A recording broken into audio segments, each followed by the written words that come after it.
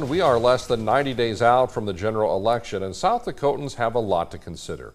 This year's ballot includes 7 ballot measures, including a push to legalize abortion. That constitutional amendment is also at the center of a legal battle. Cordell Wright spoke with a group of lawyers joining the fight, and Cordell is joining us in studio with an Election 2024 update. Cordell.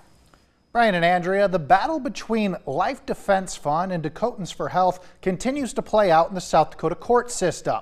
Life Defense Fund alleges that state laws were violated as petition circulators collected signatures for Amendment G. Now, another group of lawyers are entering the conversation.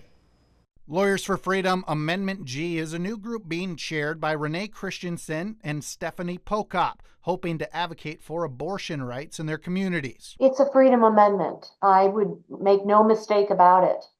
This is a slippery slope. If the government is intending on legislating what we can do with our own personal bodies, that is going to give them access to our personal lives in an unbelievable way. I hope that lawyers still carry enough water and trust among members of the public that we can go say, this is what Amendment G does.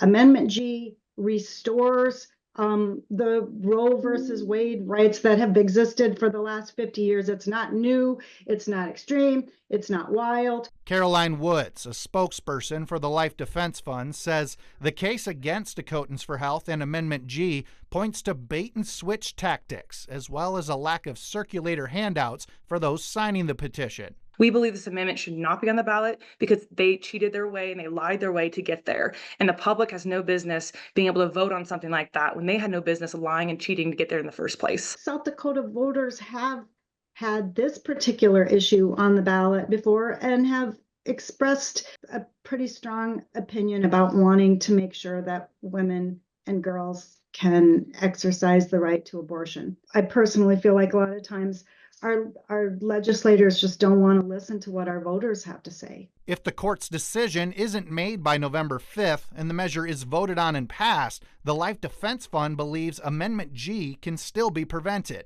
If we don't get a decision until after that time, the Secretary of State can actually instruct auditors to disregard the votes altogether and not include it in the South Dakota Constitution. A suggestion that a legal relief would be for the Secretary of State to issue a proclamation that votes don't count is novel at best. I don't think you'll find any place in the law where that's justified.